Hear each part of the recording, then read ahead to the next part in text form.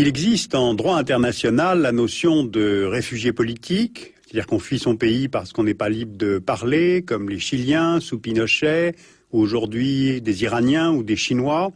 Il existe aussi la notion de réfugié économique, ou plus exactement de migrants économiques, c'est-à-dire des gens qui fuient la pauvreté dans leur pays. Eh bien, voici que se développe maintenant une autre réalité, celle des réfugiés environnementaux. C'est cette réalité que nous allons évoquer aujourd'hui en vous montrant ce que des photographes et des écrivains du collectif Argos ont rapporté sur la vie de ces premiers réfugiés climatiques. Voici les 9 régions où cette enquête a été conduite pendant plus de 2 ans, au Népal, en Chine, au Bangladesh, au Tchad, en Allemagne, en Louisiane, en Alaska, à Tuvalu, dans le Pacifique, et aux Maldives, dans l'océan Indien. Donc prenons 3 de ces lieux sur la Terre où les habitants sont menacés à cause des évolutions du climat.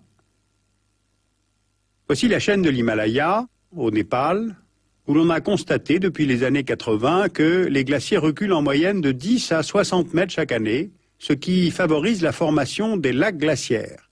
Au Népal, on peut repérer la vallée de Khumbu, à environ 4000 mètres d'altitude. Cette vallée de haute montagne est très peuplée, environ 5000 habitants, très touristique, car ces pistes de trek conduisent au camp de base de l'Everest. Alors pourquoi nous intéresse-t-elle? Eh bien parce qu'au-dessus se trouve le lac Imja, à quelques 5000 mètres d'altitude.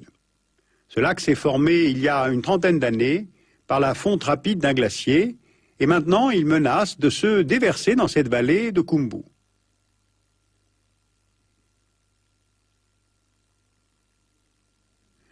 Et sur la vingtaine de lacs glaciaires en train de se